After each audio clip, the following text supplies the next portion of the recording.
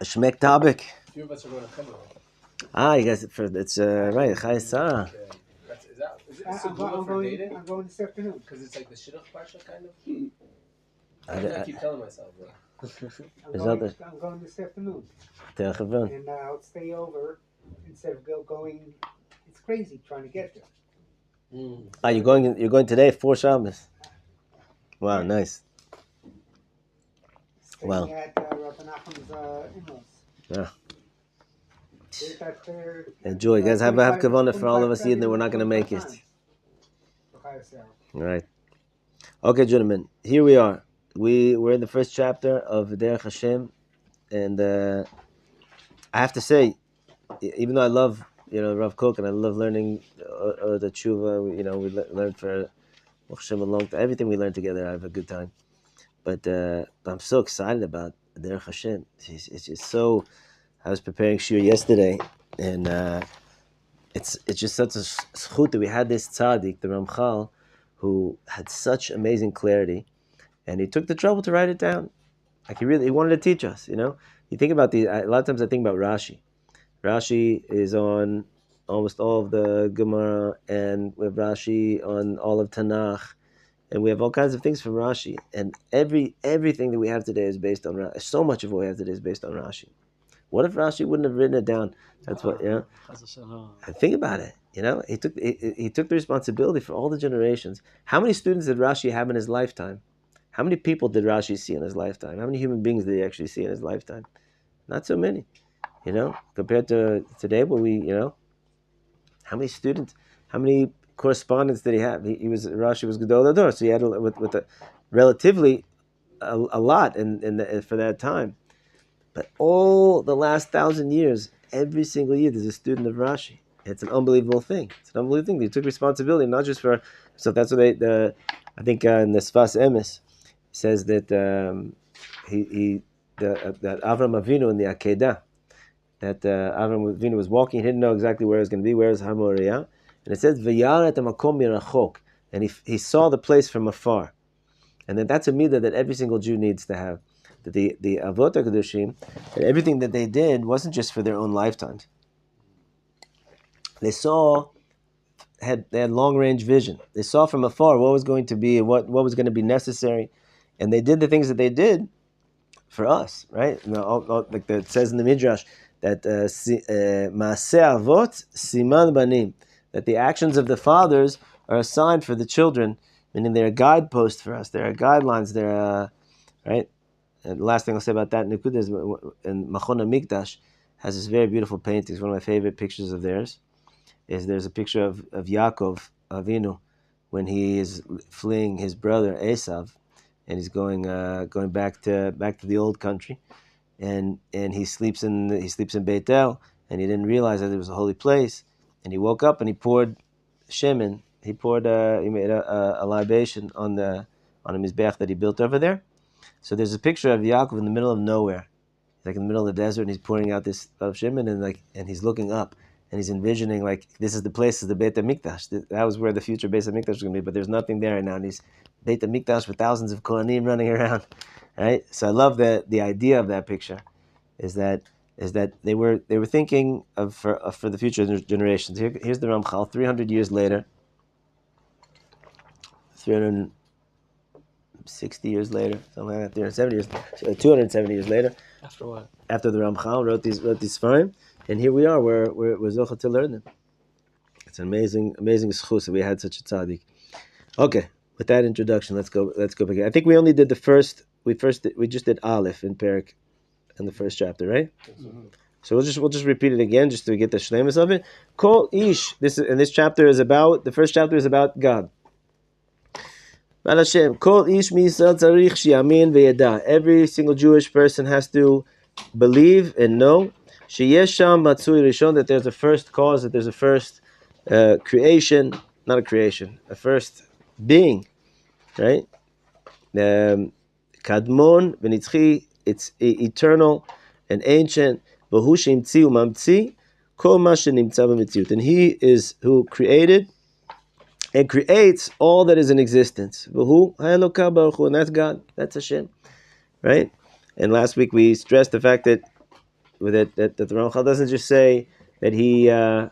Maybe we have one here in the middle. And he doesn't just say that he created, but he also creates. That there's an ongoing creation that Hashem is creating us. We talked about that last week. Okay, that summed up what we learned last week. Now we're going weiter.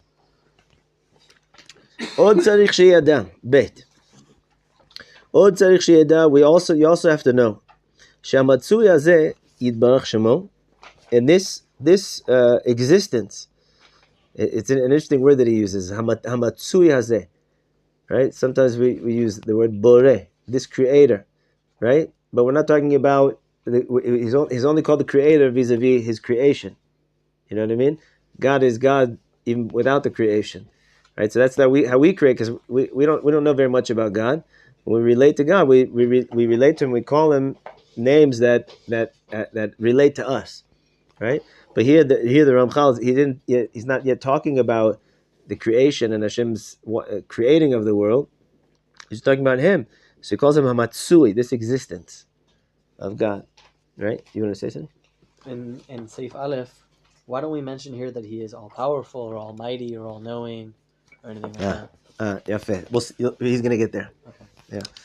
You'll see how you'll see it throughout this chapter, how he really kind of like just really does it structurally and builds one at a time. So the first thing is you have to know that he exists. He exists. He preceded everything. He creates, and he created and creates everything. The second thing is you have to know that this existence, blessed be his name, his truth, his existence cannot be grasped by anything other than him. Then what are we doing? What are we doing here? What are we doing here? And how do we know about him? If Hashem can't be grasped, right? So what Ramchal means here is that he can't be fully grasped. It's not that he can't be related to or grasped, because we'll see the whole purpose of creation is to connect to God. It's the entire reason why we're here is to relate to, attach ourselves to God. If you can't grasp God at all, if you can't, so then how are you supposed to connect to it? So the point is that he can't be fully grasped. He can't be fully understood. Right? It's impossible. Right? And it says, Rak v'rak ze nodabo. And only this we know about him. Shehu matsui shalem, that he's complete. B'chol minei shlemut, in every type of way, and perfect in every type of way. How do we know that if we can't grasp Hashem? Something just happened here. I don't know. It's still good. Yeah. How do we know that Hashem is totally perfect in all ways if we can't grasp him? Where did we receive that information from? Right? How do you know things in this world? Right? Somebody figured it out and they told you about it, and now you understand it, or you discovered it and you understand it.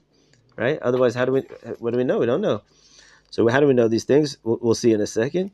V'lo nimtza bo chisaron klal. There's nothing, no lacking, nothing imperfect about Hashem at all. There's no blemishes, there's no faults, there's nothing. We know that what we know, even though we can't grasp Hashem entirely, the one thing that we do know about him is that he's totally perfect and totally complete in every possible way.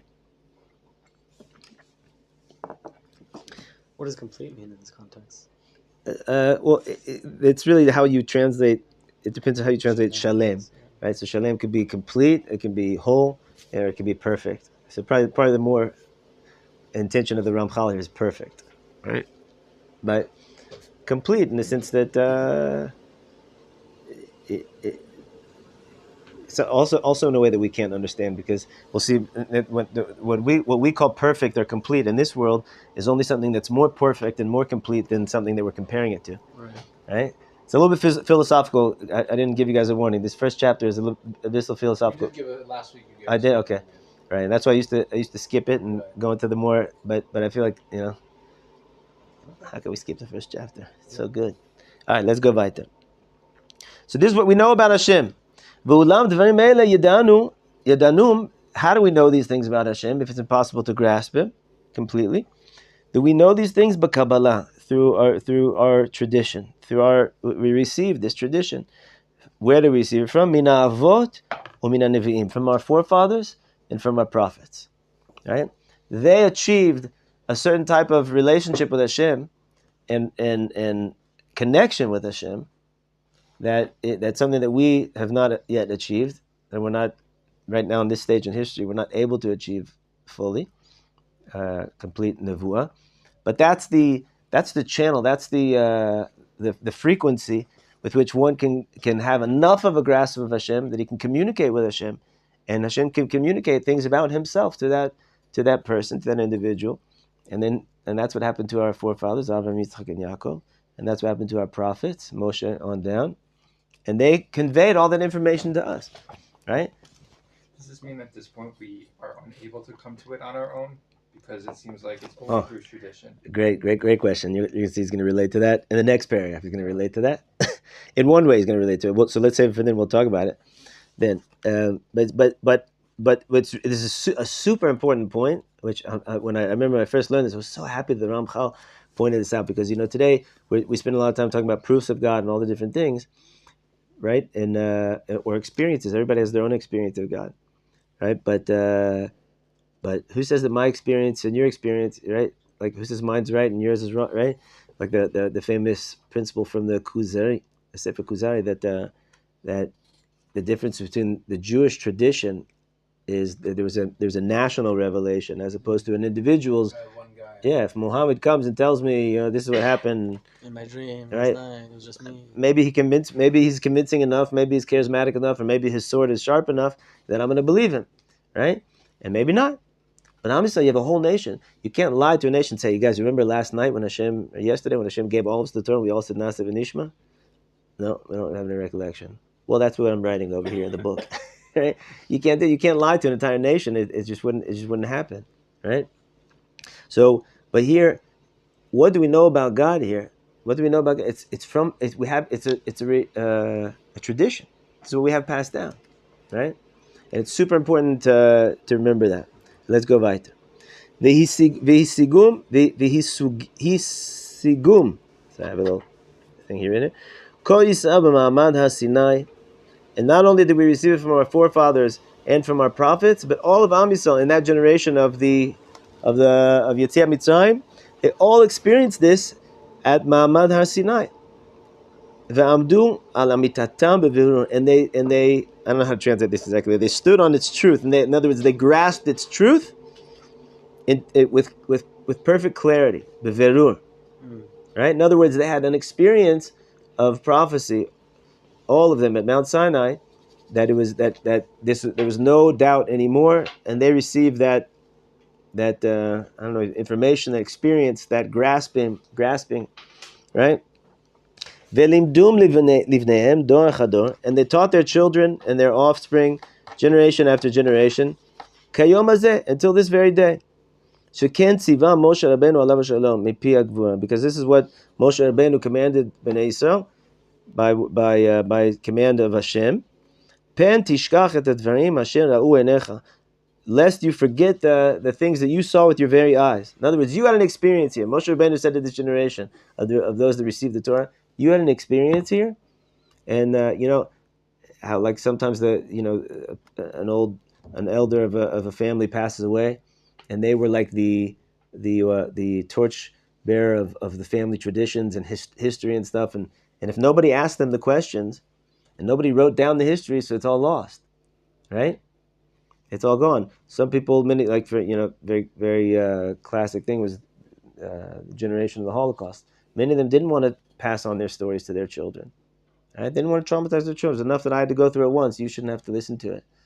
I read a book recently by a famous elder survivor, that her children didn't even know that she was in the Holocaust until they were already like young adults. She didn't even tell them, her and her husband. That's unbelievable, right? And what's really amazing though about that is that almost all the children that had that experience, they felt that there was something with their parents. There's something there, and they were the ones that caused the parents to end up having to tell them, right? That's true in her story, and I've heard that in a couple other cases. I heard in many cases the grandchildren, the grandparents are more willing to tell their grandchildren. Right. After they are more established as a family. Right. Yafeh. True. Point in case, I was at my grandparents' Shabbat table, And I started asking. My grandfather was in the United States military for World War II, and we were having dinner. I said, "Grandpa, tell me stories of the war. I never heard any stories of the war." So he started telling me, very natural. I had a natural question, natural answer, and he started telling me. My father also. He gets up, he goes to the bathroom at a certain point, and my grandmother starts to cry. They were in their late 80s when this story happened. She said, "I never heard any of those stories." He never told me. He never said a word about any of this, and they were crazy, traumatic things, like bomb hit their truck, and he jumped out of the side, and the driver got killed, like at that moment. All kinds of wild stories. Once I can tell Grandpa war stories now, that even though they're interesting, huh? Never asked. But there's also a feeling like you don't ask, But the point is that there's so many things that get lost. There's so many traditions that are lost, and a lot of it is just interesting history, But that's not going to change your life necessarily, whether to know it or not. But it's interesting. But then there's a lot of things about your experience that you can change. You change your children's lives by giving them, bestowing upon them the things that you've learned, right? The PSS, the Rabbi writes. He has an amazing sefer, one of his farm that was miraculously discovered after the Holocaust, and it's kind of like his own personal journal, but it's a journal that he wrote that he wanted it to be passed on to his students. And the very first piece there, he says an amazing thing. He says, which is kind of like an introduction to this journal, why he wrote this journal. He says, it's a shame that a person spends 70, 80 years working on himself just to kind of work out all of his shtus and all of his bad midot and all of his traumas and everything, and finally he gets to this place, like right now he's like kind of like in this pure place, and then like that's it. Then he said how about a person could live another 70 years after that, and they could live such a pure and sweet life, without having to work out all that stuff. Of course, the reason why we're here is to work out that stuff. The Rebbe's not really complaining against Hashem's plan, but he's just saying, there's an aspect of it. It's like, all that work, and then who gets to benefit from that work is the point of what he's saying. So he says, what should you do? You write down all of your successes and all of your failures and all the things that you learn and all the advice that you've culled through and the wisdom that you've attained through your life and your own journey. Write it down and pass it on to your children and to your students. He said they'll read it and they'll swallow it, so to speak, and you'll live on through them. They won't have to go through, right? Like I always tell my children, you don't have to learn everything the hard way. It's enough that I learned everything the hard way. You can learn some things the easy way, right? But sometimes you have to learn the hard way that it's possible to learn the easy way also. But that's what that's the idea. So Moshe Rabbeinu says on the command of Hashem, what was all that? Aside, it was to make this point that Moshe said, Hashem said to Moshe, tell them, you had this experience at Mount Sinai. Don't forget it, and pass it on to your children. They have to know what happened here, right? Because they're going to have a different experience. Their experience is going to be one of receiving the tradition and basing their emunah and their understanding and the relationship with me on a tradition, not on that first-hand experience of what it was in Mount Sinai to the same degree that you had it. And that's Hashem's plan also, by the way. Like we would all prefer to have a Mount Sinai experience, of course, right? It's true that the Ramban HaKodesh explains that the Mishkan, the Beit HaMikdash, was a Mount Sinai experience that was taking place all the time.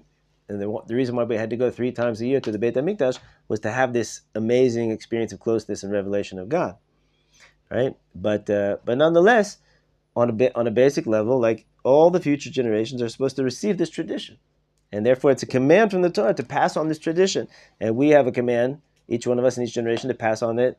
Pass it on. When do we pass it on? Passover, right? Pesach. We pass over that tradition, right? And that's there's so much depth in that mitzvah. And you should make this known to your children and to your children's children. Meaning you have a responsibility as a Jew to make sure that all the tradition and the understanding that we have of Hashem Yisbarach and the Torah all gets passed down, right? What they do with it is their decision. They have free will, right? And a lot of times as parents we get caught up on that point. We want to make sure that they're making the right decision, right? But it's our job to pass on the tradition, and then they're going to do with it what they're going to do with it. Okay, now this will answer your question now.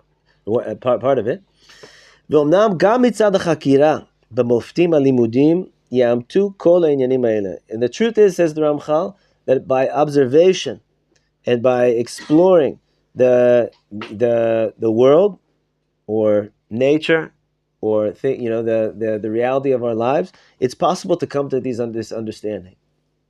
Meaning, what we know about Hashem so far, what we have passed down from the Ramchal, is that Hashem is ancient. He created and creates everything, and then He's perfect in every type of way of perfection, and He's ungraspable.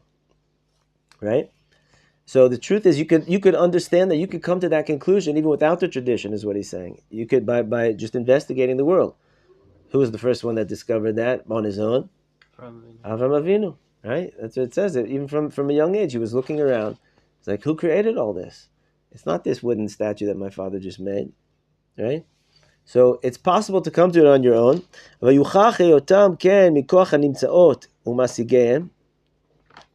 it can be proved. It can have proofs of God's existence. It says through the different aspects of creation, in the different ways of grasping them, that we can observe with our own eyes through the different wisdoms of nature or science, handasa, physics, which is astronomy, and all the different forms of wisdom, the different kinds of science and forms of wisdom a person could come to it. Tilokachna akdamot amitiyot asher yivaled mehem berur ha'inyanim amitim ha'ele. That through them you could come to certain principles and introductions and understandings that would lead you to the conclusion of what we already have passed down about God. And I kept on last week and this week, and I forgot to do it, but I kept on wanting to find. There's a quote from Einstein, amazing quote. Maybe one of you guys knows it, or you can find it. But there's a quote that I said that the more that I discover, the harder it is to not believe that there is a creator, right? And Einstein's like, he's the Gadol Adoiris for the science and for all these different forms of wisdom. Everybody bows down and prostrates except before Einstein. And as much as he tried to be atheist, he couldn't escape. Which is however he lived his life, Einstein, no shaneh, but there was an honesty, to make true discoveries, the person has to have amazing honesty, right, in their search. And there was this place of honesty. There's another story I think I told you guys before of the two scientists that came up with the Big Bang Theory. I once had a Shabbos with a scientist named Dr. Presby. He's famous for the Presby lens, in fiber optics, how they transfer light through optical, cables. So to create the prism, the prism that was created in order to bring 100% of light into those cables, he invented that. That's what he's famous for. But he worked at the famous Bell Labs with the two chevra that came up with the Big Bang Theory. And they used to carpool to work until they won the Nobel Prize. He said then they had a driver, but one of them was giving a whole schmooze about it in the early days of the theory, and he asked him, Dr. Presby, he's a from Yid, he's a religious Jew, and he says they can't stand him over there because he just bothers them. He's an eyesore, like that he believes in God so much, in a place like this, So afterwards, this is an amazing quote. He said, I forget the guy's name, but Dr. Presby asked, he said, what came before the Big Bang? And so this is what he told him. You're going to love this. He said, Dr. Presby, I refuse to think about that. Can you believe that? That's unbelievable, isn't it? I refuse to think about it. Meaning, a few times, what I hear in that, a few times I started thinking about it, and yeah, I don't want to give up the cheeseburger, whatever it is. I don't know if they're Jewish or not. I don't remember, but yeah. So and Einstein was saying, I love the honesty of that statement. The more that I discover, I don't remember exactly what it is. Maybe you guys will find it. If someone finds it, please send it to me. It's harder and harder to be to. It's all in Hebrew University. What is it? My uncle Dave used to play violin with Einstein's daughter. Ah. Well, with Einstein, I guess. Achavrusa. And then they used to play violin together. And Einstein gave him all the papers and he gave it to Hebrew University. Like his personal writings and stuff. Yeah. Right. So it's there. So next time you're there, please find that quote for me.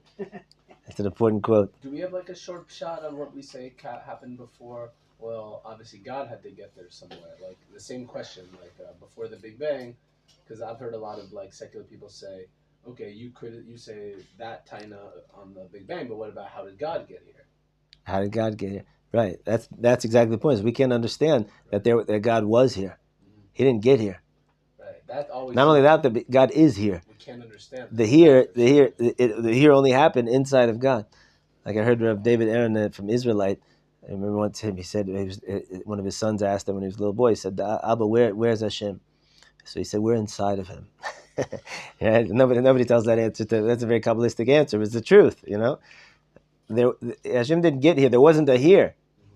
Here happened because Hashem made a creation, right? But our intellect, it's unfathomable. You know, we get we've got peanut brains to be able to understand. Forgive me for please don't take insult to that. To be able to understand God, it's impossible. It's impossible, right? Lahavdil elef avdei avdalis. But it's like if you take, like the first computer, how much memory did it have? You try to put in like the most basic program that we have today on a computer, and the computer's gonna blow up. There's no space over there for it, right? Our minds just are not. We can't do it. Do you see any similarity? But maybe this isn't the place for this question. But do you see any similarity between like the secular atheist, how they go back to the Big Bang, and then they're like, before that we don't open that door, and then maybe in a first mover perspective, we also go back until the first mover, but then we say before that we also kind of don't. Sure, but there's a major difference. The Big Bang is random. Big Bang doesn't have any implications for my life, any meaning for my life, and doesn't give me any type of accountability for anything. I could have been a monkey, I could have been an ant, happened to be a person. It doesn't mean anything. All it does is give a little bit of maybe solace for my curiosity of how did things get to where they are. But it doesn't have any implication for our life, right? For us, it's not an excuse, so to speak, to say like we don't know. It's just a reality, but it means something. There's a reason why we're here, and that burning hole in a person's heart, in every human being's heart. Why am I here? Right, so there's a why. Right. In our version, there's a why. Right. In the other version, it's a Micha. Right. Right. Why did it happen like that? We don't have any problem with the Big Bang Theory, but why did Hashem do it specifically like that? Like lots of things we don't know, but there's a lot more deeper we could go to that, but let's go on. So the Ramchal says that through these different sciences and discovery and exploration, a person could come to at least what we have so far taught about a guy. A person can come to that on their own. But nonetheless, Ramchal, in other words, Ramchal says we're not going to go into that in detail right now. Apparently, Ramchal could have written all about that, how we can come to those conclusions through all these sciences and everything. But he said we're not going to do that. Rather, we're gonna present here in this sefer principles, introductions that in their most authentic and truthful fashion. And we're gonna organize it in a very clear way. And not according to the science and proofs and all kinds of that, and that derech that you could come to the same conclusion. Rather, we're going to present it in the way that we have from our tradition. Which is well known to all of our nation, right? In other words, in that one sentence, the Ramchal really just said he really said what this entire book is. I'm presenting to you what our tradition says about these things. This is our tradition. This is the Jewish tradition. That's why I love the Sefer so much. There's been authors that have found all the different sources in our earlier tradition that the Ramchal doesn't really quote. In the back of this version, for instance, Rabbi Kaplan brings all these different places from the Midrash and from the Gemara and from the Zohar and from the Rishonim that we have passed down these different traditions of the Ramchal, but he spells it out like a book, right? So anyway, the point is that, to answer your question, I think your question was, is that outside of our tradition, is there a way to, right? So basically, yes, like both, I guess. Yeah, but there are chassidus, but we're not going to go that route in this book, because that's not what we're trying to do. The goal of this book is to present our tradition, and but it's also importantly, he says that hakdamot la'amitam, because we want to present it in the most truthful and pure way, and authentic way.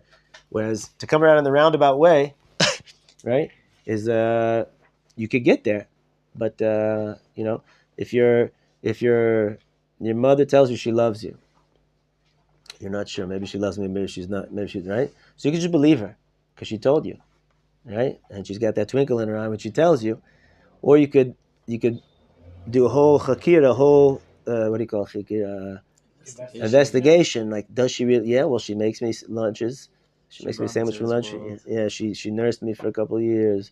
I got all these different. Yes. Conclusion. Yeah. After my PhD, is she loves me, right? Or you could just say she loves me. Yeah. How could she love me? She says that, I believe her. So it always kind of drives me crazy when they,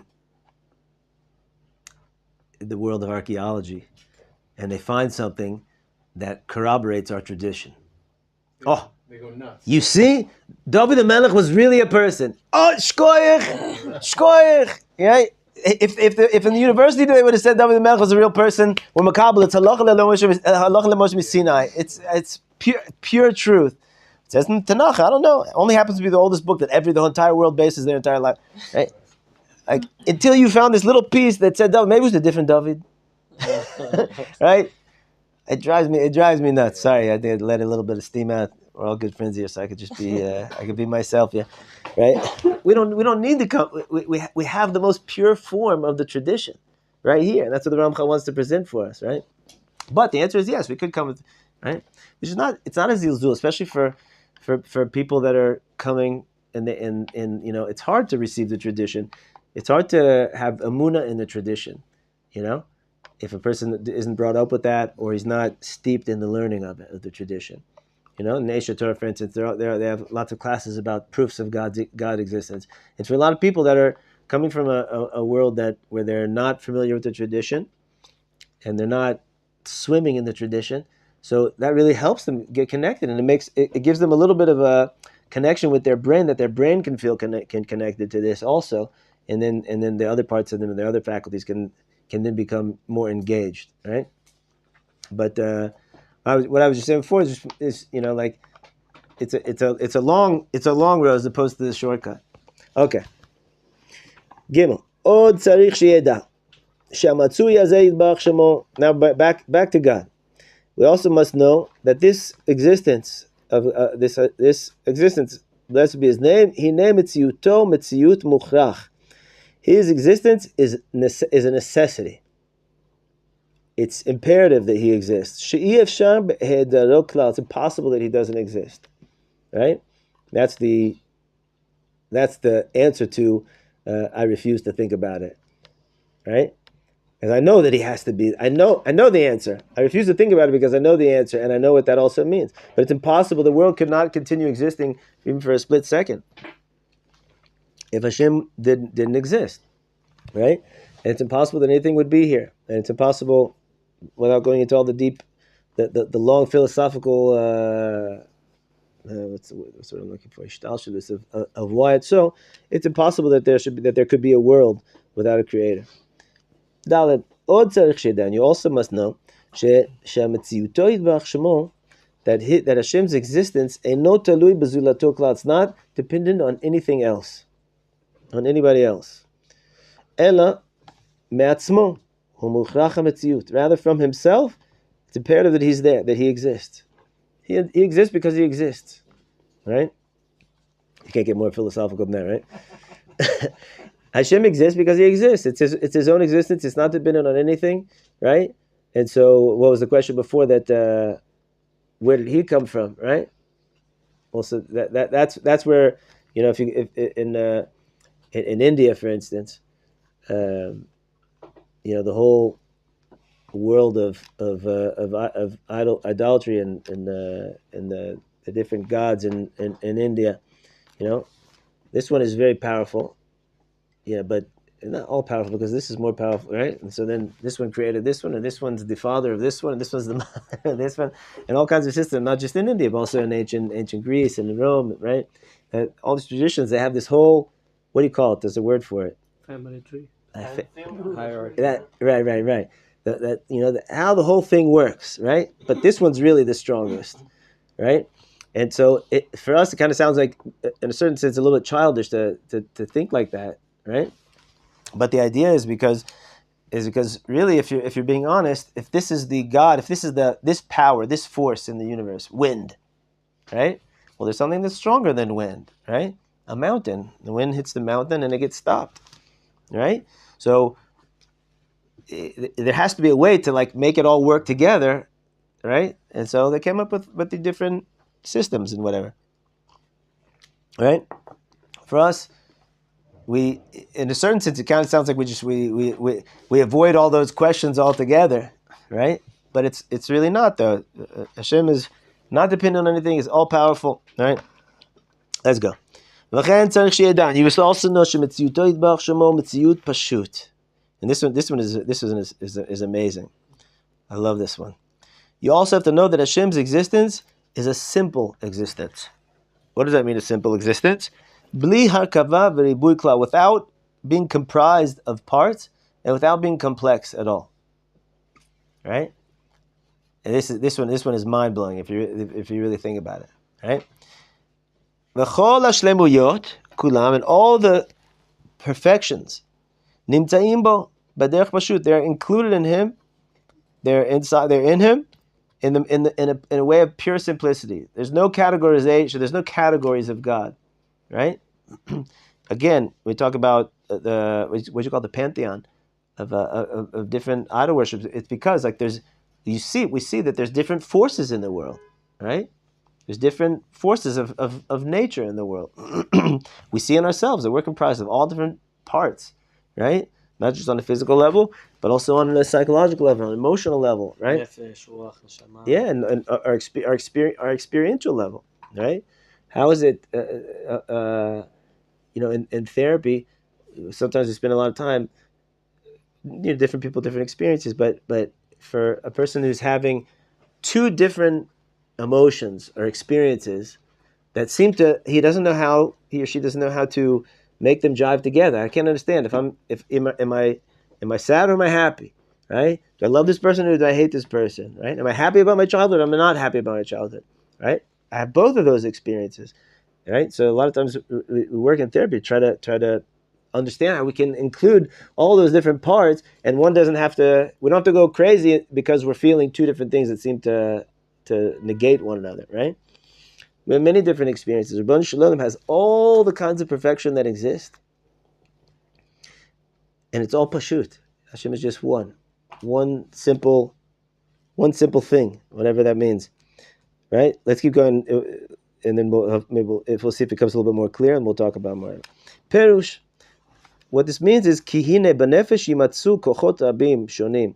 And for instance, in a person's soul, you find different kinds of forces, experiences, aspects. Shekol echad mehem gedero b'fnei atzmo. Each one has its own definition. This is sadness. This is happiness. This is anger. This is quietude. This is exhaustion. This is energized. This is ecstatic. Right? Each one is its own. Right? So pretty amazing if you think about it. We love to define experiences. We love to define things in this world, right? Talk about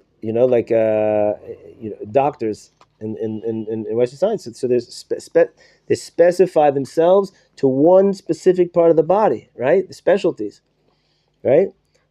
But how do you know that it's not connected to a different part? Maybe it is connected to a different part. Maybe there's an interplay, right? Not to say that doctors don't see there's an interplay. You understand what I'm saying? I'm saying, but as humans, we love to organize things into parts, right? and we see, because that's how we experience this world, right? And otherwise, we like again, we would go crazy if we can't define something. We right. So it really bothers us. Derech mashal, for instance, hazikaron koach echad. For instance, the memory is a faculty of a person's experience, of their brain. V'aratzon koach acher, and their desire, their will, is a different faculty. V'adimayon, his imagination, is another faculty. Ve'en echad me'ele nichnas begeder chavero klal. And none of these parts or faculties enters into the category of the other. Each one has its own thing, even to the point like in neuroscience, where we like to talk about what part of the brain is responsible for which experience, right? So even though they engage with each other, my imagination can spark my emotions, or my emotions can spark my imagination, but each one is its own thing, really. I've got my imagination, I've got my desire, I've got my will, right? Different parts, bona fide, separate parts. Kihine geder zikaron geder echad, because you see that the faculty of memory, the definition of memory, it's its own thing. But geder its own geder acher, and the will. Like I jumped the gun. I said it before we read it inside. Ve'en haratzon nichnas begeder zikaron velo zikaron begeder haratzon v'chen kulam. All of them remain separate and separately functioning parts of a person, right? Right? Does that make sense? Everybody still with me? Yeah. But Hashem, the great master of the universe, does not have different parts. Even though he contains in him all the things that we have inside of us, which through us are different and are experienced different as different parts, right? But for him, it's all one. It's just one simple existence. Ki arei hu rotzeh v'hu chacham v'hu yachol v'hu shalem v'chol shlemut.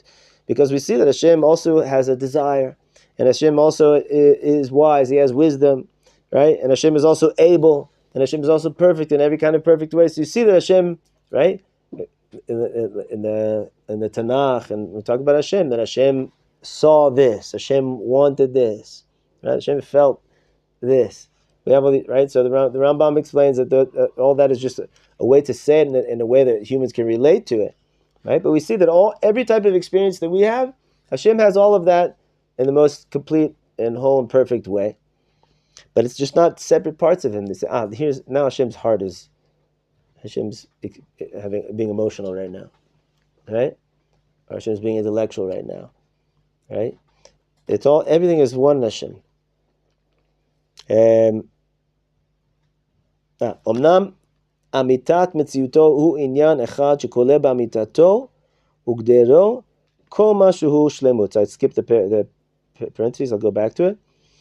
It says, indeed, אמיתת מציאותו הוא עניין אחד, that the truth of Hashem's existence, it includes all the different parts, כל מה שהוא שלמות, but all that's perfected. Now I'll go back in the parentheses, it says, פירוש אמיתת עניינו When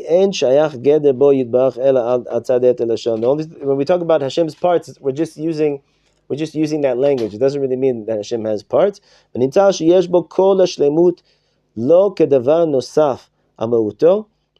Therefore, it comes out that Hashem's perfection is not something that is extra, or it's separate from his essence, his existence, right? Something additional to his existence. Rather, from Hashem's essence itself is complete and perfect in all these ways. That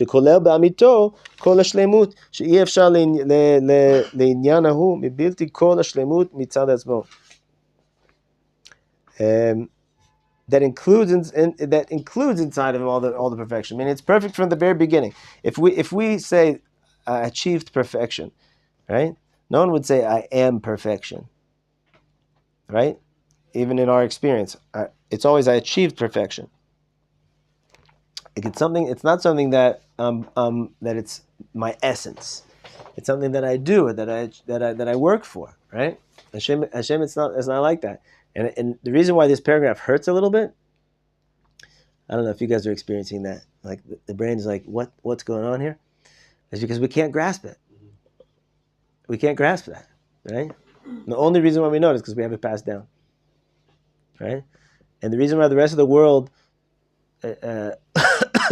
tried to make Hashem fit into more humanistic characteristics is because that's what we can grasp, right? And they didn't have the tradition, right? Let's go. Let's go on a little bit. You guys still with me, even though that was a hard paragraph? Yeah. והנה באמת הדרך הזה רחוק מאוד מהשגתנו וציוננו. Now the Ramchal comforts us. He says, I know that paragraph also hurt my brain. He said, the truth is, that this path of understanding is very, very far from our grasp and our ability to understand in any way. And it's almost impossible for us even to describe it in words. Right? Which is what he just tried to do. But now he's just saying that, if it didn't make full sense, you should know it's because the concept itself can't really fit into words. You guys know how the word to define something in Hebrew? Lehagdir. Lehagdir. What does that mean? Lehagdir comes from the word geder, fence, to enclose something, right? When I grasp something, right? When I grasp something intellectually, also when I grasp something physically, I've got it in my hands, right? I surround it. I know all the different parts. You can't. Hashem's too big. You give him a hug, but you can't get it all the way to the other side. And so it's impossible to come to a gather. And so the brain is left with this feeling of almost like a dissatisfaction when we're trying to understand this on an intellectual level. So the Ramchal says we're not capable of understanding this on an intellectual level. This is just what we have passed down, right? Because our intellect and our mind, our grasp is only capable of understanding things that are we can only grasp things that are within the category of nature, physical, things that we can grasp in this world, which are all parts of Hashem's creation. Hashem created things that are, right? He gave us an amazing, amazing brain. We're able to grasp tremendous amounts of things in this world, right? But only the things in this world. Because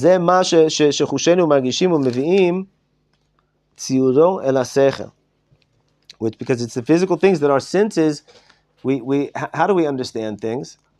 If we're understanding something physical experience, right? If I give you an ice cream sandwich, right?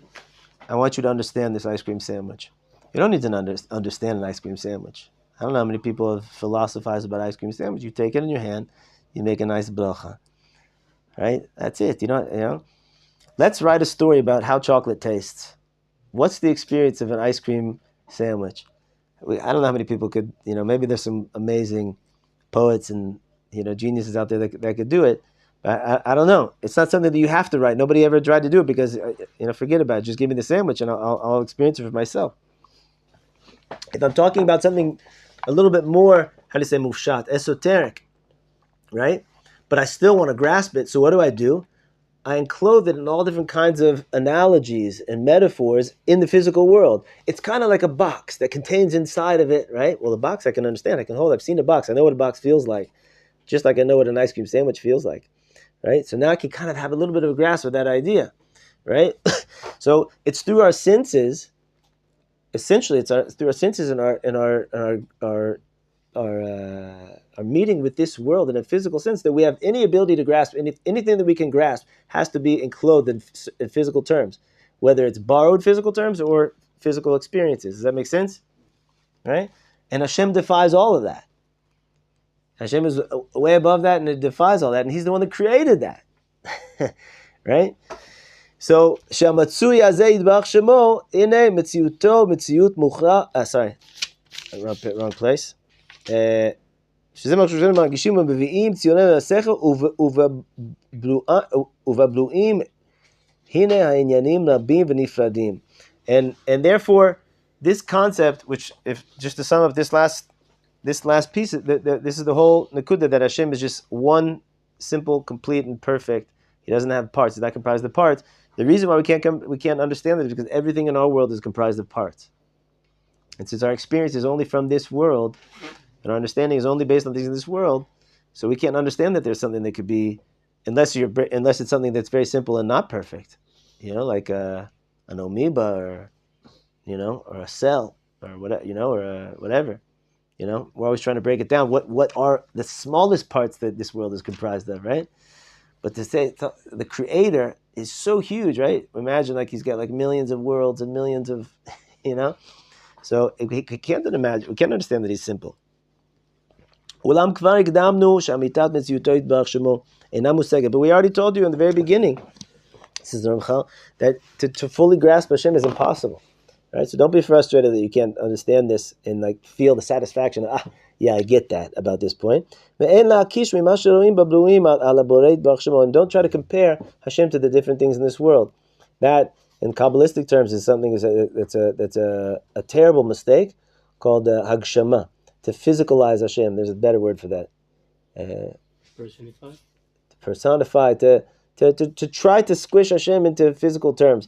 And in Kabbalistic learning, so there's a big focus on these are spiritual concepts, and don't try to enclose them in physical terms, because then you might start to relate to them in physical ways, just like how idol worship began.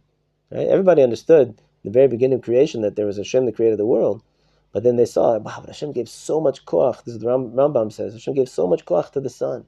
Look how much koach he gave to the moon. Look how much koach he gave to the wind, to the earth, to the rain. Right? Hashem gave them such honor, such an honorable place in creation. We should also give them honor. Right? Think about Yidden. What you guys saw here in Israel, not like back in the old country. In the old country, when it rains, everybody says, oof, oof, it's raining. Nobody likes a rainy day. And Eretz Yisrael, everybody's dancing in the streets on a rainy day. The first rains come in Israel. You say, well, hey, this kind of looks like Native American rain dances going on here in the streets of Jerusalem. Right? They came to the mistake saying, if Hashem gave them so much honor, we should also honor them. And eventually they became so connected with the forces that because that was relatable. I can relate to the wind. I feel the wind. Hashem, this one simple, infinite being, totally perfect. All right, I can't give me something I can hold on to. Right? So the Ramchal says, be careful. He says, don't try to compare Hashem to things in the physical world. Because it's two different things altogether, and you'll never be able to understand Hashem through those things, and it's just going to cause mistakes. Aval. זה גם כן מן הדברים הנודעים מקבלה, כמו שזכרנו, ומאומתים בחקירה, על פי הטבע עצמו, בחוקותיו ובמשפטיו. But this is also from the things that are known to us from our tradition, like that we mentioned, and it could also be proven through investigation of nature and science, through the laws and functions of science. שאי אפשר על כל פנים שלא יימצא מצוי אחד משולם, he's on to the next principle. אחד משולם מכל הטבע. It's impossible that there should not be something in this existence that defies nature, that's above and outside of the rules of nature. Right? It's impossible that there could be a world that functions through rules and regulations of nature and how it functions, and that there should not be an existence outside of that, outside of those rules, chukav v'gvulam, and all the boundaries and the boundaries of nature. Mikol heder v'chisaron, which without any lack, without any oh gosh, it's hard to translate. Without any blemish, or without any shortcoming. Mikol ribui v'hakava, or that is outside of anything that is comprised of parts. Mikol yachas ve'erech, and outside of comparison, or outside of the different qualities of things in this world. And mikol mikrei b'ruim, and all the different parts of this creation, all the different aspects and experiences of this creation. Meaning, it's impossible that there, in very simple terms, it's impossible that there should be a creation without a creator. It's impossible that there could be rules that are kept in place, right? You see that there's a power that's keeping nature, the rules of nature, functioning. It's impossible that there shouldn't be an engine behind those rules, and that existence is not subject to the rules of nature. Because the minute you're subject to the rules of nature, so you're already part of the creation as opposed to, right? So it's impossible. Sheyeh hu hasiba amitit lechol hanimtzaot ulechol hamityaled bam, and that his existence is the reason, the true reason for all that exists and everything that's born and comes into this world. Ki zulad zeh mitziyut hanimtzaot she'anu roim v'atmadatam haya bilti efshar. Because without an existence outside and all powerful outside of the world of nature, it would be impossible that the world could continue functioning like that. Right? What causes the heart to beat?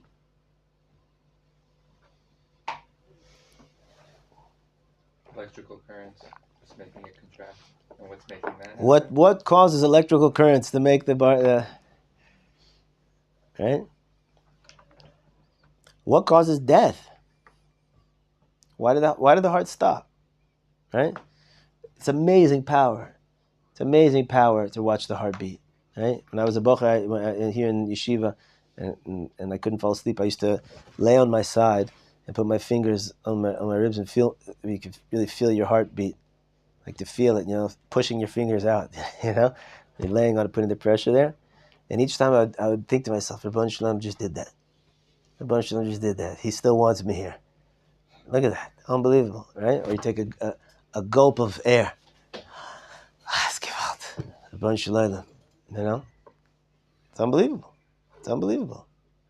Where does that come from? Where's the power? It's impossible that all this would keep on functioning without someone, right? If you keep on driving and driving, you don't fill up the tank. It doesn't matter how powerful and great a car is. It could be the best car in the world, most expensive car in the world. If the battery is dead, it's not going to go anywhere. Right? The world can only function if there's something energized. Everything in this world has to keep getting re-energized, right? All this whole war and everything, all the wars, it's all about, whatever. I'm going to have to go into political stuff here, but it's about oil. So much of the stuff in the world is about oil, and who's got the oil, and therefore you have to listen, right? Crazy stuff, right? All about just to keep on energizing the world that it'll function in the way that we want it to function. But the whole basic function, it's impossible that it would be here without Rabbi Shalom, right? And it's amazing to really ponder that and to really think about that and all the implications of that, right? But so that's another principle. It's already 12:15, but I really want to finish this pair. Should we just try to run and try to do it? Yeah. And what you also need to know, and another thing is that you have to know it's impossible that there should be two gods. There's only one. It's impossible that there could be two, because if there would be one perush, it's impossible that there should be two existences that have all that we said above, that it's imperative that they have to be there, and that the world couldn't function without them. Rather, only one fits everything that we said. לא יימצאו אלא מפני שהוא ממציאם ברצונו ונמצאים כולם תלויים בו ולא מצויים בעצמם. And therefore, any other thing that you see in existence is only there because he created it from his desire to create it, right? And that they're dependent on him.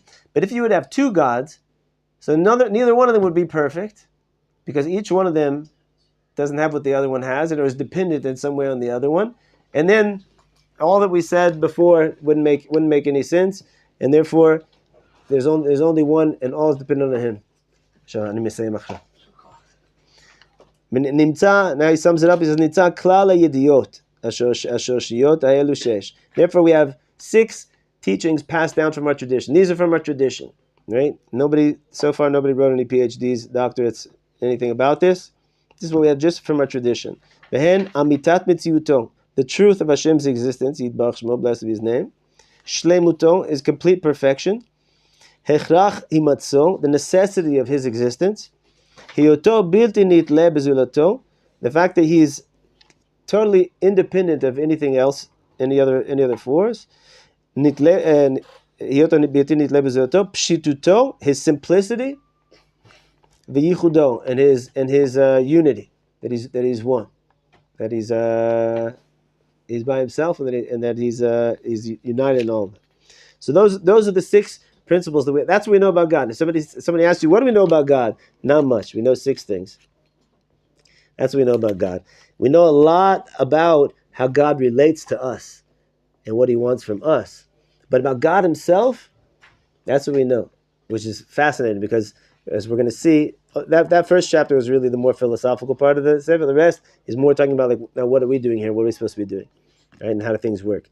So you'll see the next chapter is a little bit more relatable. But we're